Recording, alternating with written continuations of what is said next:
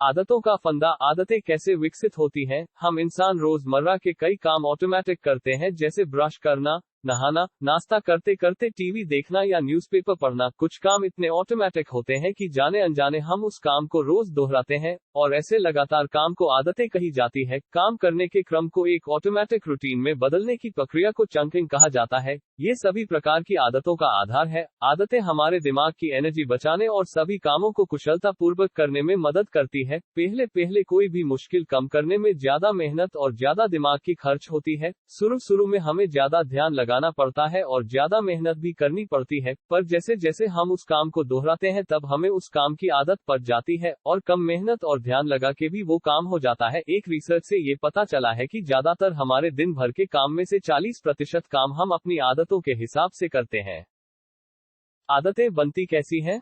किसी भी प्रकार के हैबिट को 3 भागों में बांटा जा सकता है। क्यू इशारा रूटीन, नियमित क्रिया, रिवॉर्ड इनाम। क्यू या इशारा वो हटा जो किसी आदत की याद दिलाता है। जैसे ही अलार्म बजता है आप झट से जाग जाते हो, आपका दिमाग आपको अलर्ट कर देता है। अलार्म बजना और आपका जागना क्यू हुआ। क्यू मिलते ही आप जो काम को करते हो उसे रूटीन कहा जाता है। जैसे कि आप अलार्म बंद करके बिस्तर से उठ जाते हो और बाथरूम की ओर चले जाते हो और ब्रश करने लगते हो, ये आपका नियमित क्रिया या रूटीन हुआ। बाथरूम ब्रश करना और उसके बाद जो फ्रेश आप महसूस किए वो आपका रिवॉर्ड हुआ। तो काम करने के बाद जो फीलिंग आती है उसे रिवॉर्ड कहा जाता है। कोई भी आदत cue to routine to reward इसी लूप में चलती है और ऐसे ही आदत बनती है।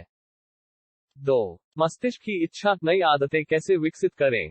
हम कोई भी काम या आदत तभी करते हैं जब हमें उस काम के लिए क्रेविंग या इच्छा होती है। आदतें इशारे और इनाम के लूप से चलती है और इच्छा से ही आदतों के फंदे का निर्माण होता है। बड़ी बड़ी कंपनियां अपना प्रोडक्ट बेचने में तभी सफल हो पाते हैं जब वो लोगों के अंदर उस प्रोडक्ट को इस्तेमाल करने की इच्छा को जगा देते हैं, उस इच्छा को किसी इशारे और मिलने वाले इनाम से जोड़ देते हैं, तब जाके लोगों को उस चीज की आदत लग जाती है। पेप्सोडेंट को जब नया बाजार में बेचने के लिए लाया गया, तब इसे ग्राहकों की उस इच्छा से जोड़ा गया जो ब्रश करने के बाद एक सिहरन और ताजगी का एहसास दिलाती है। अगर लोग ब्रश करना भूल जाए तब उन्हें उस सिहरन की याद आती है और उसे पाने के लिए लोग रोजाना ब्रश करने लगे, जिससे उनके दांत स्वस्थ भी रहने लगे और पेप्सोडेंट कंपनी पूरे विश्व में बड़ी कंपनी भी बन गई। आदत इच्छा से बनती है, इसीलिए इच्छा पैदा करने की तकनीक समझ आने के बाद नई आदतों को विकसित करना आसान हो जाता है। दुनिया में करोड़ों लोग केवल सिहरन महसूस करने के लिए ही हर रोज अपनी दांत साफ करते हैं। हर सुबह करोड़ों लोग अपनी जॉगिंग वाले जूते पहनकर जॉगिंग करते हैं, क्योंकि उनमें जॉगिंग से होने वाले एंडोर्फिन के संचार की इच्छा पैदा हो चुकी होती है। नए आदतें कैसे बनाएं? अगर आप किसी आदत को बनाना चाहते हैं तो उसे एक इच्छा से जोड़ दीजिए। आपको वो आदत कतोयू बनाना है, उसे क्यों पाना चाहते हैं उस बात को क्लियर करें, तभी आप उस नए आदत की शुरुआत कर पाएंगे। उदाहरण के लिए आप रोज वॉकिंग आदत डालना चाहते हैं, तो इसके पीछे की इच्छा क्या है? क्योंकि इससे आप फ्रेश महसूस करना चाहते हैं और आप हेल्दी रहना चाहते हैं, और इसके साथ उस आदत के लिए ऐसे क्यू रखें जो सिंपल, साफ और सीधा हो, जैसे कि सुबह उठकर शूज पहना और वॉक के लिए निकल जाना। तो क्यों आपका सुबह का टाइम और सामने रखी सोच हो सकती है। इसके साथ ऐसे रिवॉर्ड रखें जो बिल्कुल क्लियर हो और उस रिवॉर्ड को आप सच में पाना चाहते हो। उदाहरण के लिए वॉक से आते ही आपका फेवरेट स्मूदी बना के पीना या कोई फेवरेट गेम खेलना। 3. आदत परिवर्तन का सुनहरा नियम। परिवर्तन क्यों होता है?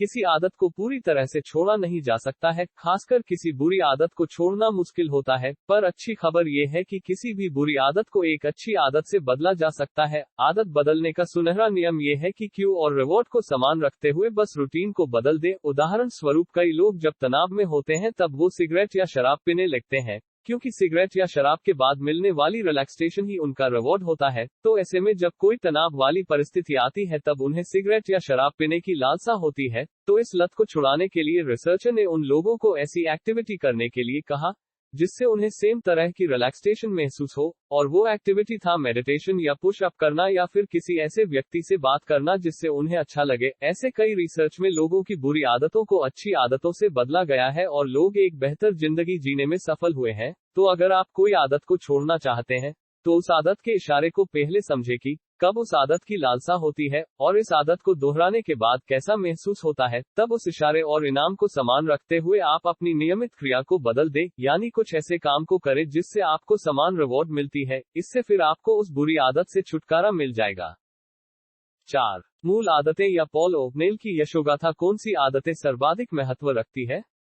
सभी आदतें एक जैसी नहीं होती, कुछ आदतें दूसरे आदतें के मुकाबले ज्यादा इंपॉर्टेंट होती हैं, जिसे मूल आदतें या कीस्टोन हैबिट्स कहा जाता है। अगर मूल आदतों में काबू पाया जा सके या बदलाव लाया जाए, तो ये बाकी आदतों में भी अच्छे बदलाव लाते हैं। कीस्टोन हैबिट किसी भी व्यक्ति के जीवन में सकारात्मक बदलाव ला सकती है। कई डॉक्टर्स को परेशानी होती है जब वो अपने मरीजों में मोटापे को ठीक करने की कोशिश करते हैं, क्योंकि मरीज स्ट्रिक्ट रूटीन और डाइट को लंबे समय तक फॉलो नहीं कर पाता और अपनी पुरानी आदत में वापस आ जाता है। तब डॉक्टर्स ने उन मरीजों को सिर्फ एक टास्क देना शुरू किया, और वो था अपने पूरे दिनचर्या और खानपान को नोटबुक में लिखें, जिससे परिणाम ये हुआ कि मरीज अपने खानपान का ध्यान रखने लगे और हल्की फुल्की एक्सरसाइज भी करने लगे, जिससे फिर ये उनकी आदत बन गई और अन्य कई एक्टिविटी में बदलाव लानी शुरू हो गई, जिससे फिर उनका मोटापा दूर होने लगा।